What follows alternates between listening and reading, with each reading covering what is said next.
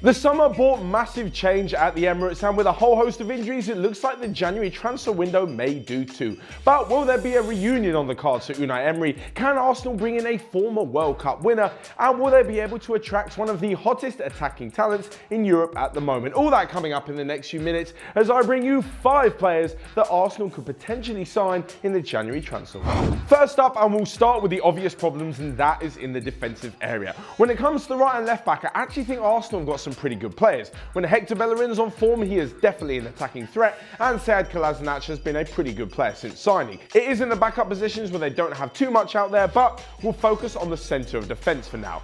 Greek youngster Mavropanos definitely isn't near the top level just yet. Mustafi's nowhere near where he used to be, and at age 33 and returning from a massive injury layoff, Laurent Koscielny looks highly unlikely to return to his best form. Let's also not forget Rob Holding, who doesn't quite look the complete article just yet, although he is still young. This only really leaves Socrates Papastathopoulos as Arsenal's main defensive player, although he is slightly error prone as well. So who can they bring in? Well, that brings us to the first player on this list.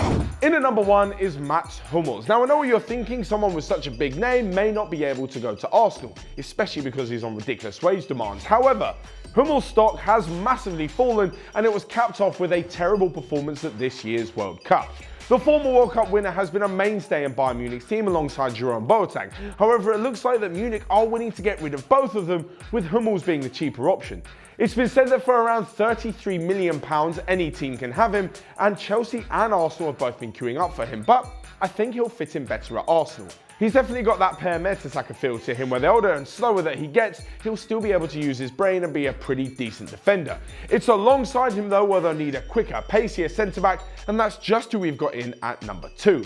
Now before we go any further, I know you're probably thinking, where's Calum Chambers on this list? Well, Arsenal are looking to bring him back from his loan at Fulham, however they'll have to pay a considerable fee, so it doesn't look like it's going to quite be happening. So, alongside Mats Hummels, they could look to Manchester United to bring in centre-back Eric Bailly. Now it's been no secret that Manchester United's defensive problems have been there for all to see, even if attacking-wise they look like they may be back on track under new manager Ole Gunnar Solskjaer.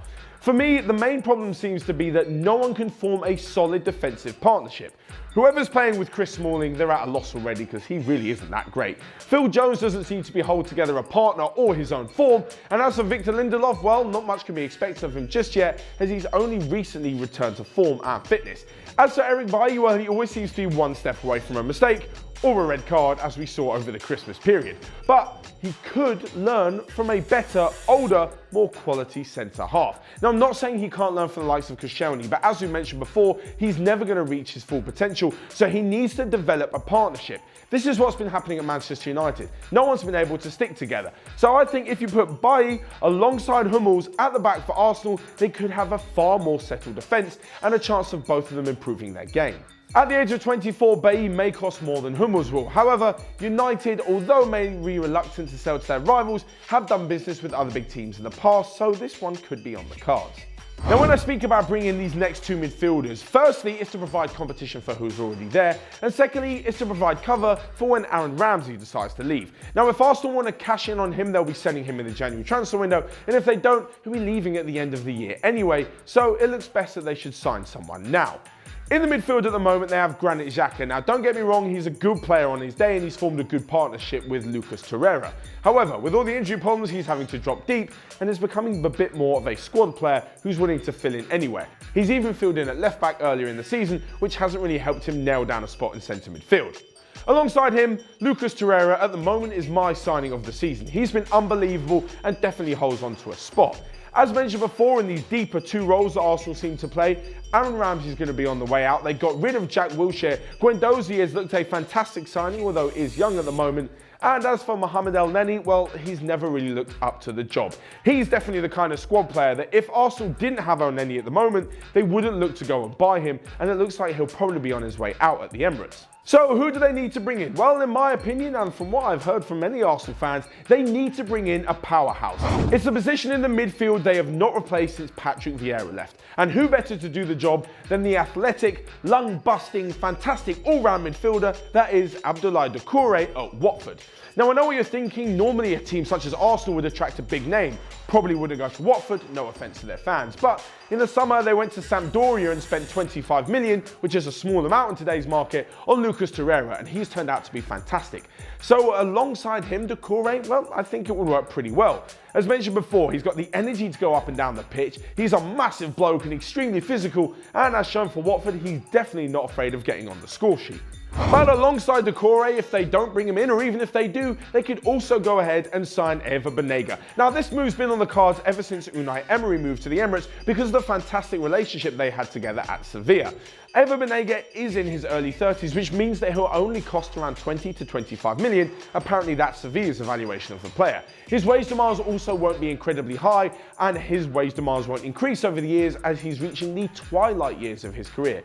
This move could make sense in every aspect, apart from the fact that he may be a little similar to Torero. Having said that though, Torero can't play every single game. We've seen around Europe and especially around the Premier League that having a thin squad, especially like Arsenal's North London rivals Tottenham, won't serve you well when you're fighting on many different fronts. Heading into the new year, Arsenal are well in the race for the top 4 in the Premier League, are still in the Europa League heading into the knockout rounds, and are still, of course, in the FA Cup. This means that they'll need a thick squad, and someone like Torero, if he can't play every game or if he gets injured, they need to be able to replace him. In steps Ever Banega. I think with the options of Guendouzi, Xhaka, Torero, Doucouré and Banega, Arsenal could definitely have a midfield that's capable of challenging on all 3 remaining fronts. And lastly, we have definitely the most exciting attacking player on this list. That's because he's the only attacking player on this list, but he's been in fantastic form for Lille in France, and it's no wonder that Nicolas Pepe is hot on the name of every team's transfer list in the window. And for around 40 million, he looks like a bit of a bargain. Pepe has been in fantastic form this season in both scoring and assisting, and he can bring some real pace and energy to the Arsenal counter-attack. It also solves the problem of Aubameyang being pushed out wide.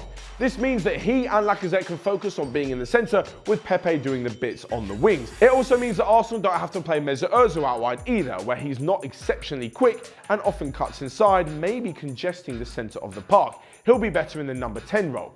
As for Pepe, well, he'll definitely bring speed and attacking quality to the team, but as mentioned before, he can also bring an exciting counter-attacking style. They've already got Aubameyang up front, so can you imagine the 2 of them up front together? Pepe a little bit wider, Aubameyang through the middle, doing what he does best, which is score goals. So can you imagine this attack? You'd have Iwobi on the left, Pepe on the right, and Aubameyang up front. That's just enough firepower to take Arsenal back into the top 4 for sure. Alongside this, they could also have Mkhitaryan as a pretty decent backup. But looking one step further, what about next season when Reece Nelson comes back on loan from Hoffenheim? Well, you could have him on the right, Pepe on the left, and Aubameyang up front. That's a speedy front 3 to contend with in any league, in any competition. As for Alexander Lacazette, well, it looks like his run on the bench will continue, and if Arsenal will bring in another attacking player, he may eventually end up moving on, despite the fact that whenever he comes on the pitch, he does score goals. This means that a balanced team with Iwobi out on the left, Pepe out on the right could be feeding Aubameyang even more and could be firing Arsenal back into the top 4. Now, normally Unai Emery does go with 3 centre midfielders, meaning there won't be room for Ozil in the number 10 role or even out wide on the right.